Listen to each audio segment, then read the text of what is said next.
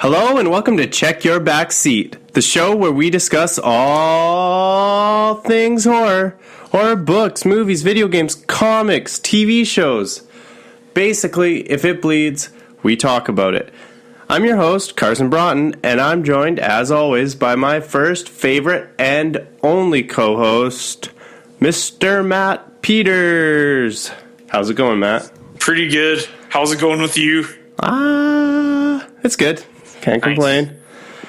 So, our kill count from last week, you have taken the lead 3-2, and you hit the nail on the head, so to speak.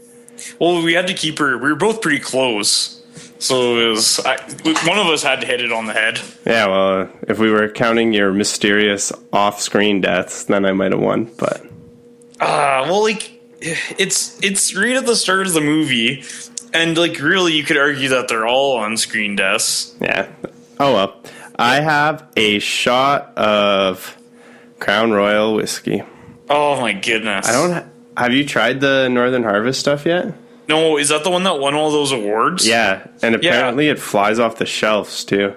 And it's like the first Canadian whiskey to, win an award or something? Yeah, and it's... like that? Yeah, it's so random.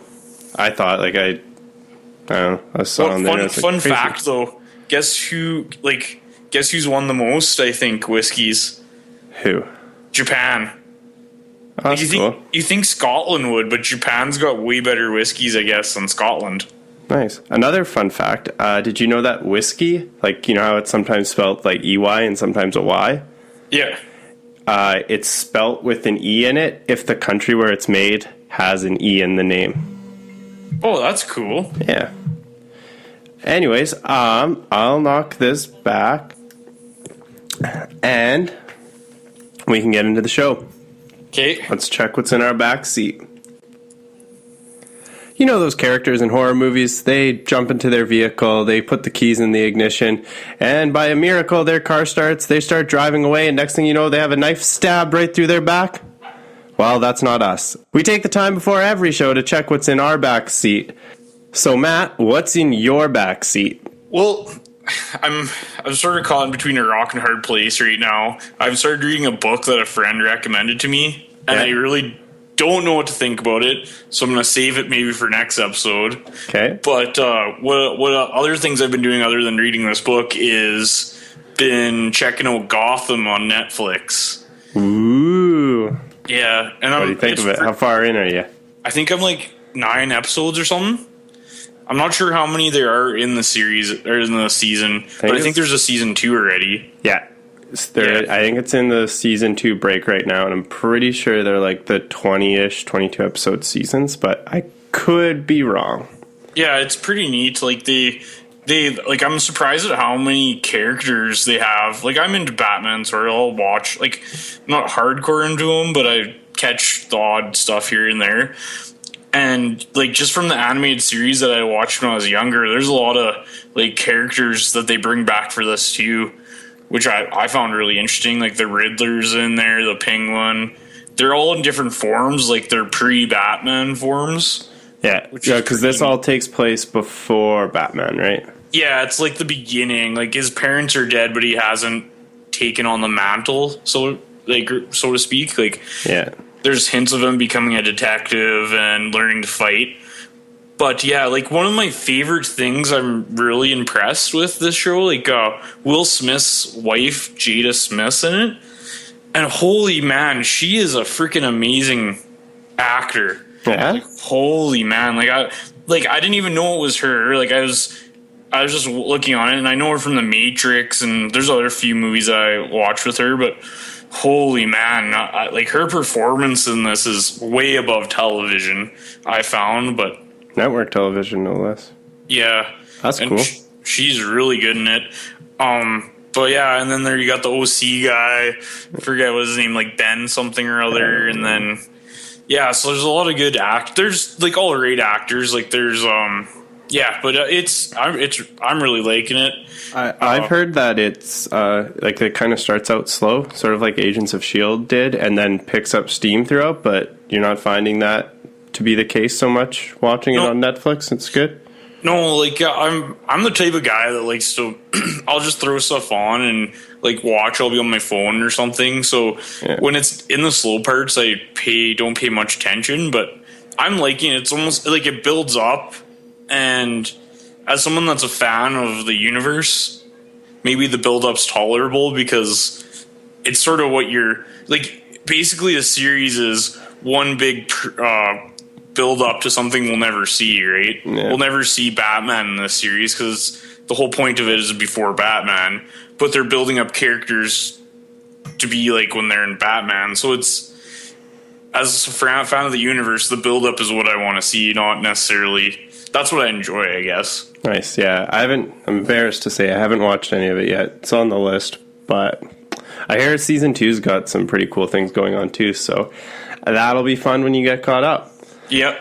I've been dipping back in the early 90s of comic books, and I've started reading through the Maximum Carnage storyline in Spider-Man. It's 14 issues, and it was basically like all the Spider-Man series that Marvel had at the time. So like every week you got a new issue.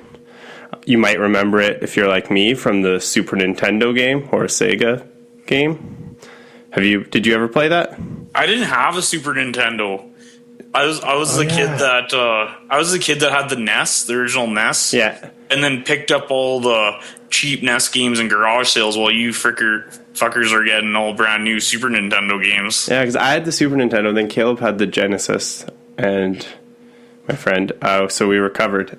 Anyways, so yeah, it was a Super Nintendo game. It was pretty fun. The boss battles were a little too hard for me, but basically Carnage breaks out of prison, and he kind of gathers a team with him and just fucking kills everybody in New York. Like, just goes through and they literally just run around causing like chaos and mayhem and killing people.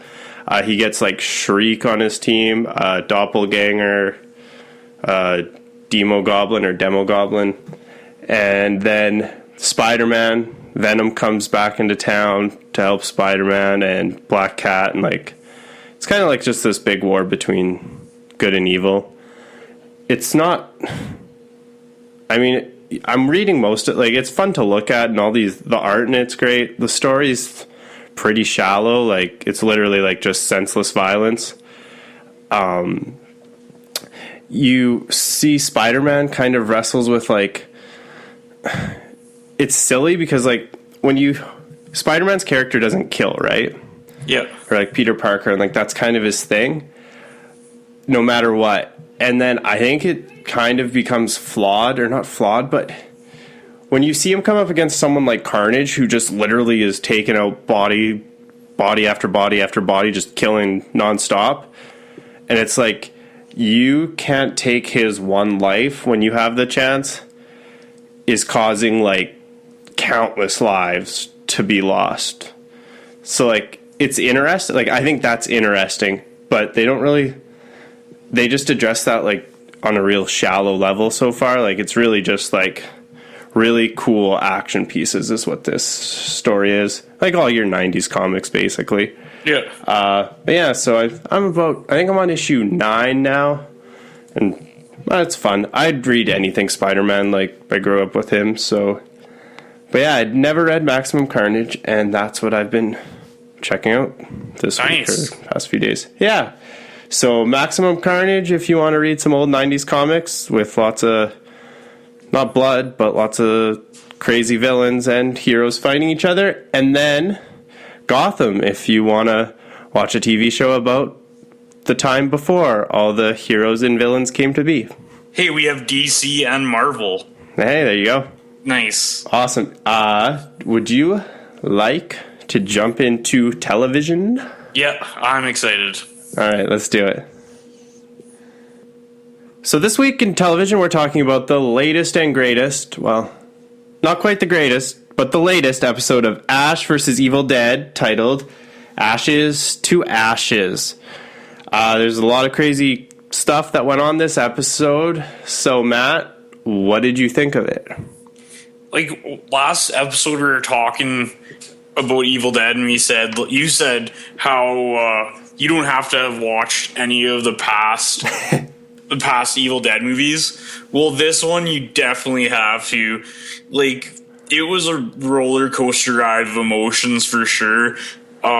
There was one comedic part in the whole entire episode, which was with Pablo and Kelly. Oh. Yeah, when they have the guns with the hitchhikers. That was funny. That was the only really time. And this, I was thinking the start too with the Tweety Bird. Oh yeah, that too. And like then it's just crazy. Like I was sort of disappointed with how they handled the hand. Like I wish, like I was talking about last episode, I wish there was a duel between the hand and him. But we got to see Evil Ash, which is something that is explored in Army of Darkness and the comics too. Another thing I was disappointed with was, like, I get they can't reference Army of Darkness, but they have been sort of, like, they've been unintentionally doing it, and with like the boomstick and all that stuff. But when he saw Evil Ash, he wasn't really he didn't. It's like it was the first time he saw Evil Ash. If you'd count Army of Darkness, this would have been the second time you would have seen him. So it was, I don't know, it was good. It was just it was just sort of showing Ash's weaknesses with seeing Linda again and showing him like everyone he loves dies, and it really grounded that fact with Amanda. Yeah, Linda kind of stole the show this episode. Well, as far as Deadite goes, they literally had her head left in the vice grip, and she was hilarious. Well, I don't know if you want to say it's hilarious, but like, she had the one-liners for days. Yeah, and that, like, it was like, oh, like I wanted to laugh, but it wasn't. It was like, oh, I feel so shitty. You can skull fuck me good. Yeah, and then like when Amanda dies, it was like everything stopped for me, because we were talking about how we want, like, I thought Amanda was going to be a really big part of the show, and she maybe will be, like, that we've seen crazier stuff happen on The Evil Dead, but did she have a point to this series? I think she is going to have a part in the show next episode, but it won't be as a living character. She's going to be a Deadite, I would assume. But like I was thinking, I was like, did her purpose really, like, was there a purpose to having her in the show? Well, I think. Just let me run with this. Sorry. Yeah. Go for it. Like her purpose was to show that. Her purpose was to show that like stuff. Ash hit his personal low. It was to like drag him down right to the ground, and now he has something to fight for. He's like, you took one of these girls that had a romantic relationship, which happened exactly in Evil Dead, and now it's like it's sort of mirroring that. Now he's going to come the hero. I think that's what I'm forecasting for this. But what did you think? Yeah, well, on that note, I thought it was interesting when he said, like, so when Amanda's dying, his last words to her is, "It's better where you're going." And so for a second, I thought that might mean that he's almost like giving up. Like because to me that means he's lost faith in this world, and like almost like it's not worth fighting for. Then after, we have the scene where Pablo and Kelly come in, and then he runs into his little evil clone again and is battling it. So like it seems like he's still fighting and he's still got the heart, but like I was wondering for a second there if like this is kind of the straw that broke the camel's back almost. Yeah. I think it's the bottom of the barrel for him, and now he's looking up and he's seeing that he needs to finish it. Like at the beginning, he's like, I guess the evil Ash was like, let's take off, let's get out of here, and I think that's what he was thinking in that moment, like with the straw that breaks the camel's back. But I think he's gonna rise up from it, and he's gonna kick some ass. It was a very depressing, and like it was just when she died, it was just like that Dixie Chicks song came out, like I'm not ready to make that. I was like, holy shit! They handled it well. What I wasn't a big fan of though in this particular episode was I thought it was weird that the last few episodes they've kind of been making Ash like he's been saying, I don't want you guys coming to the cabin with me. Like, he's developed feelings for these people, and he doesn't want them to die. He doesn't want that to be on his hands. And then once they get to the cabin and they're in it, he leaves Amanda alone within, like, 2 minutes. Yeah. And, like, you're just asking for trouble, and, like, he should know that. And so that felt like just the whole setup for, like, getting Amanda to a point where she can get killed, I thought felt a little, like, I thought it was counter to what Ash would be doing there. But other than that, it's kind of a minor complaint. But also, speaking the two Ashes, Bruce Campbell doesn't get enough credit for how good of an actor he is. Because, like, you could tell, like, when he came in the room as the clone Ash or whatever, it was, like, still him, but you just sensed there was something off, right? Yeah. And, like, I was all on Bruce, and, like, you see it too in the old Evil Dead movies, and, like, yeah, he can play, like, the cheesy, corny, like, you know, deliver the one-liners, blah blah blah, but, like, he's got some acting chops on him too. Yeah, like in the original Evil Dead, he was a shitty actor, and I think he'll be the first one to admit it. Yeah. But with how he's grown as a good actor, like he's became an amazing actor. I think that was from Burn Notice. It's another TV show. Yeah, he's done really well, and yeah, I got that too. Like, I was like, oh yeah, he's back. Why is he saying these horrible things? Like, why does he want to give up? And then I'm like, something's not right here. And it was showing it was evil Ash. And I was like, oh, shit. Like, I was hoping they'd bring back the evil Ash from Army of Darkness with the shotgun bullets in the face, but obviously they can't do that. It was good. So what do we think? So do we think Ruby's going to show up next episode? Yeah. Oh, and something I forgot to mention, too, or I don't know if I mentioned it in the last episode, Ruby definitely has some sort of armband that is like Pablo's necklace. Oh, yeah? That burn scene. I didn't notice that. Do you know what the knife was about that Amanda was reading about before she died there?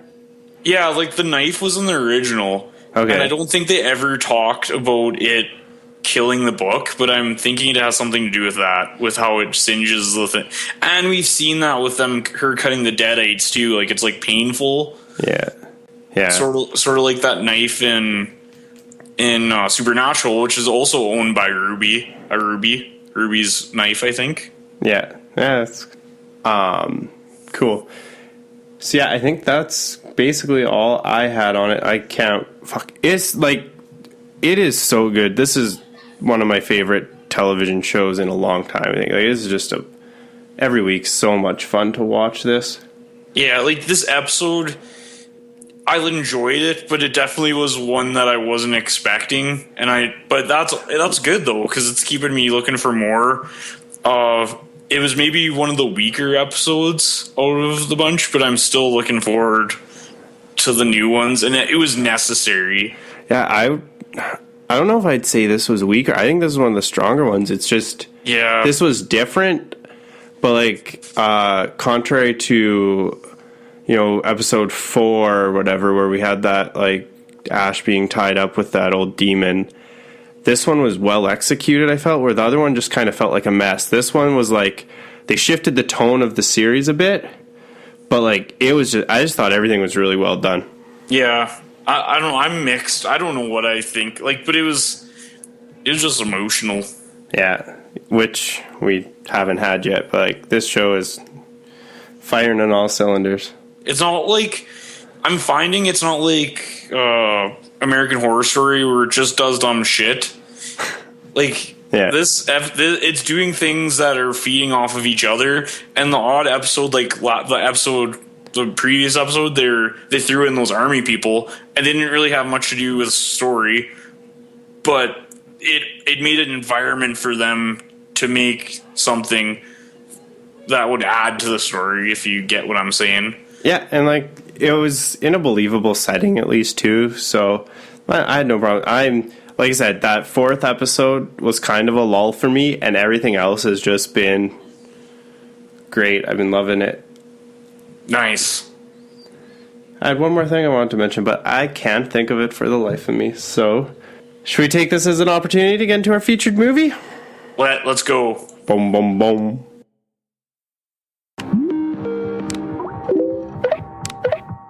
What are you guys doing? Did you guys buy your tickets 2 weeks ago like I asked you? No. Which seats are better, balcony or orchestra? Hey, Mitch, who's your buddy? Who is that? I just tried to hang up on him. Can we get rid of this person? I don't know. Was this here the whole time? It's just probably a glitch. Well, the glitch just typed. That is from the trailer of Unfriended, directed by Leo Gabriades. And basically the movie is about a girl who was cyberbullied, committed suicide, and now is coming back for revenge on her friends via the internet. So there's a few cool things to unpack here, Matt. What did you think? I like this movie. There was definitely a turning point halfway through where I got a little bit, this is sort of too much, like with the kills. Yeah. And just like I felt uncomfortable. I shouldn't say too much, I was just uncomfortable. But yeah, the format was neat. I enjoyed it. It almost reminded me of Jacob's Ladder, another horror movie that's really good, just with how it progresses and how it's sort of facing your demons per se. These kids as the movie progresses, they have their own demons and they're facing them. And I really found it. The director did a really good job with the format you could do it in. I don't think there will ever be a movie made like this again. Well, even the fact that we can make a movie like this and release it, like this was all on a computer screen. Like this couldn't, like 5 years ago, this would have flopped. Like you just couldn't do it. But like now we're literally at a point in society where you can make a movie that is a screen recording of what you have going on your computer. Like it's crazy. Yeah. And like I feel like I wish I could interview a person that's in high school or university and be like, what do you think of this movie? Like, how does it apply to your life? Because obviously I'm not taking videos of people that are bad and doing stupid shit like these kids. But this would scare the shit out of me if I was in that age group doing stuff like this. Yeah, scare the shit out of you. Yeah. Okay. Yeah. I mean, overall, I think I enjoyed it. It wasn't like, it didn't blow my mind good. It's probably not like my best movies of the year, favorite movies of the year, but I was creeped out, and it was like the tension was kind of getting built at the start. Like it was really good. The kills were really gruesome. I did not expect to see what I saw there. The ending fell a little flat for me, but we can get into that in spoilers if you wanted to dive in. Yeah, let's go. I need to talk about it. Okay. Spoilers.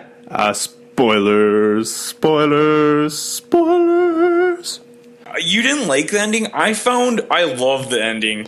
Where like the very end where she closes the laptop and it's like or some fucking demon thing. Yeah, like I didn't like looking at the demon. I think they should have just cut it off before she put the laptop down. But I really love horror movies where the main characters, there is no, like, the best part of watching a horror movie is like thinking of how you would survive in that situation. And that's how I watch horror movies, is I'm like, in Signs, I would have went up to every door and held a knife to the door to make sure there's no aliens there, you know? Like, there's certain things that you do in horror movies to try and survive. In this movie, there was no way they could survive. They had a little blurb at the beginning about admitting what you did wrong. And I think even if she did admit what she did wrong, she still was going to hell. Yeah, basically there was no getting out of this movie alive. I was wondering, though, what if you would have just turned the power off on your computer? Just hard reset, just held that power button down and then let it turn off and never turned it on again. You'd still be dead. You think so? That's the same as logging off.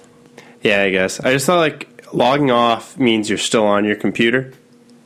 Maybe. Yeah, that's true. I guess. I don't know. But yeah, so the ending, though, what I had a problem with is the whole movie is this thing is making you kill yourself, basically. And then at the end, they kind of spoil that by having this thing materialize, and like all it's for is a jump scare, basically. Like, it doesn't add anything to the movie. And, like, it just, for me, it kind of takes away everything that the movie was doing up until the final second, basically. Yeah, no, they shouldn't have the demon in it. It should have had something like, it should have just had cut to black or something, or picture and had her screaming or something. Like, it didn't work. But I liked it. It was basically torturing her, right? It was trying to mess with her and give her to her lowest point. And you can see it in the videos. Like, she is losing her mind by the end, and it's like a slow progression of her destroying herself, right? Yeah, she does a really good job. I don't know the actress's name, but she was... The other characters I thought were like, nothing special, sometimes a little weak, but like she did a good job carrying herself throughout the movie. So another thing I think they could have improved is, so like this is all about cyberbullying, and that's why the killer's here or whatever, get a revenge. I think they could have came up with something better than a video of her shitting her pants. Yeah. Like, I mean, guys... If you get really drunk and you shit your pants, like, isn't that, like, that's funny? Like, but... And why would you tell someone to kill themselves because they shit their pants? Yeah, like, it doesn't make sense. I mean, I think something like, if they would have had, like, a rape scene, like, it doesn't have to, just, like, sleeping, or, like, someone, like, hooking up with her when she's passed out. Like, I think that's a lot more culturally relevant of an issue, kind of, and I think... it would give you more sympathy for this character, like the villain character too, because I mean you just kind of question your morals a bit more, like is she justified in doing this? And like, not only would you have to deal with the bullying after something like that, you'd have to deal with your body being violated. Like, yeah, it would have been an easy way to have added a lot more levels to it, and like you could have done everything else the same, because like I'm sure it happens where like when this happens to girls, you have guys that are standing around like laughing about it and recording it. Like, this shit happens, and I think it was a missed opportunity to address a more serious issue like this that I think would have fit really good into this movie, though. Yeah, no, it definitely pulls the punches on that issue. And I think if they would have went with the rape, though, or something like that, it would have been... This movie's tone would have been a lot different. Like, I would be even tempted not to watch it just because of... Like, I don't want to watch that. Well, it doesn't have to be, like, a girl with the dragon tattoo. Like... Yeah. It could just even if, like, a guy took her into a bedroom, like... I mean, what happens. Or, like... Even, like, the blanket's on and she's just passed out. Like, like... I mean, it didn't have to be, like, not violent or anything. Just, like... I just thought it would have been a really good fit for this movie to have something of that nature, especially when we started seeing how gruesome these kills were getting. Like, I think the atmosphere was there, the essence of that was there, without going off the edge. Yeah, I don't know. It would. I think it would have been more relevant if they would have had that. But it would have been a really scary movie, and it is scary, and it's a scary topic. Yeah, maybe I shouldn't think that shitting your pants is funny, but like, yeah, dude, it's not funny. If we were ever partying and you shit your pants, like, I'm laughing at you. You're not going to be waking up to fucking Facebook messages that I think you should kill yourself. Yeah, I know. Like, so that just didn't work for me. But here nor there. Yeah, these kills were gruesome, though. I had no idea this. I mean, what did you think was the worst one? There's kind of two, I think, that are the contenders. I think the one with the thing down the throat, the flat iron, straight in the mouth. That's scared. That was gross. That's the point in the movie where I was like, this is not like it just was unsettling for me, like really unsettling. Yeah. With the guy in the blender, we've all seen that before in horror movies. It was bad. Well, you see it in that exact scene. Basically, is in Jessica Jones. Yeah, I know. Spoiler.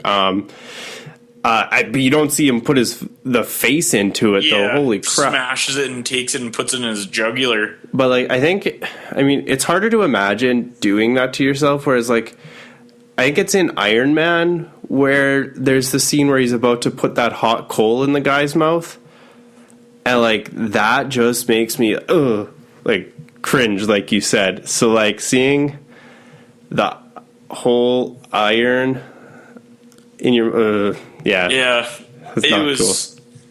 It was bad, and I think her character was one of the weaker characters, that Jessie girl. Yeah. And I think the bigger guy too, he was one of the weaker ones. I get why he was in there, was to be like the techie. The whole like love triangle thing I thought was done superb.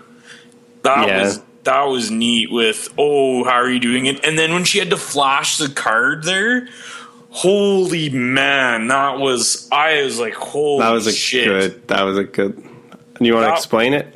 Yeah, like basically, we find out that the main character is cheated or has cheated with her boyfriend's best friend. Yeah. And she was sort of saving her V card for her boyfriend, but she actually lost it to her boyfriend's friend.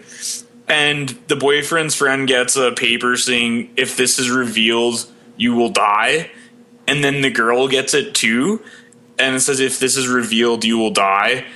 And then the boyfriend's like, what do you guys have? Why are you not showing me? And he's like, if you don't show me, I'm going to leave, which would mean that he would die. So she chooses her boyfriend over the guy, and over the friend, and he blows his head off. Yeah. No, that was crazy. That was a really crazy scene. No, that was intense. Yeah. That was probably the best scene of this movie. I know it sounds horrible, but just watch it, and it is just like, what would you do in that situation? Yeah, no, that was cool. And like, that's making use to like, they print off a piece of paper like that, like everything's all taking place on the computer, and they like manage to like, it's still like, you still see it on the computer screen, but like it's a little printout, and it's like, that's cool. For the longest time, I didn't even have a printer in my house, so that one wouldn't have worked on me. Yeah, that's what I was thinking. I don't have a printer. Yeah. Like, are they going to send it a text message? Don't show this text message. But it was like, I haven't had a Mac in a long time, and I like the whole interface. It had the iMessage, the Skype. Like it had like a cluttered desktop, like what a university student would have. It was well done. I might watch it again. Yeah, the only thing, it's short, so you can, but the only other little minor complaint, I didn't like it once they started getting into that Never Have I Ever game, like right around there. Everyone just starts yelling at each other. Mm-hmm. And I mean, I can believe that that's actually how a situation like this would play out. It just, I don't know, it wasn't fun to watch. Like, it was hard to understand everyone, and it was just like, it was annoying seeing all these people yelling at each other and not trying to like figure out what was happening. Like, I feel like once someone's dead, you're not going to be, I mean, maybe you do, maybe panic sets in. I always imagine kind of a more calmer, like, oh fuck, we are in deep shit right now. Yeah. And you wouldn't be like yelling as much, but like, I think it works. And I mean, there's reasons for everyone to be upset, so like, I don't hold it too much against it. It just wasn't really my thing. Have you seen heard teenagers talk though? Well, that's what I mean. Idiots. Yeah, no. Like, I think if we were an adults and like we've been in a few relationships, it'd be like, oh, my girlfriend cheated on me. That sucks, but I don't want to die, so let's try and stay alive here, right? Yeah, I thought it was neat with the Never Have I Ever. Like, we've all played that game, except for the main character, which I found really dumb. Taking pictures of people pooping their pants, but you've never played Never Have I Ever. Okay, well, and like I said, like, I think it's not that I didn't think that part was cool. Like, playing Never Have I Ever, having the countdown, like, that was all pretty sweet. It's just the way the characters behave and having like 5 people on screen all just shouting at each other, I just thought was a little much. Yeah. But. Well, and it was neat how she was calming down her boyfriend, saying, "Don't push him. We've seen how he gets. He's drunk." Yeah. It was well. I thought I liked it. Yeah, no, it was good. It was a really good movie. It was pretty solid all around. Just a few points where I think it could have really taken that next step to becoming one of those movies that sticks with you for a long time. Yeah, and who knows, once maybe it gets remade, they'll take this under consideration, and when they're doing hologrammed, unfriended things or something, I don't know. Virtual reality. Virtual reality, yeah. Dude, it comes for you. That'd be scary. And it had like an essence of Final Destination, which I like. Final Destinations are they're the shows that I watch but don't like to admit that I watch. Yeah. Obviously, everyone knows now, but I like those movies, and it had an essence of that, and I'm just surprised that everyone hated it so much. Final Destination? No, Unfriended. Unfriended. I've seen it on a few people's favorite movies of the year list, but I have seen a lot of people who've disliked it. It seems to be kind of a polarizing movie. Anytime you make a found footage movie or like a found footage type of thing, I think you instantly get a very loud group that is going to be not a fan of it. Yeah. It's neat that they're doing something different. Yeah. I think, too, I would have put you got to try to put yourself in a room where it's just like, there's nothing you can kill yourself with. Yeah. I just thought of that from your Final Destination talk, because I'm always like, when I watch Final Destination, it's like, you guys know that accidents are happening that are going to kill you. Why are you going to a tanning bed? Like, why are you driving? Like, just, maybe you should just sit in an empty room and let things play out for a week or two, and like, maybe you'll be okay then. But, oh well. I guess we're talking about a different movie, but in Final Destination, they actually do that in the second one. They go into a room, and they don't really have much of a life. And I guess you won't have any kills if you're not in a car or in a tanning bath. Like, these characters are pretty dumb. Yeah, and like, I know that's the fun of the movie too. Like, yeah, you wouldn't want them to be smart about it. Like, you want to see them go do stupid shit so they can die. But, well, I think it's maybe time we close the casket on this episode. Let's put a stake in it so it never raises from the dead again. A stake in the casket?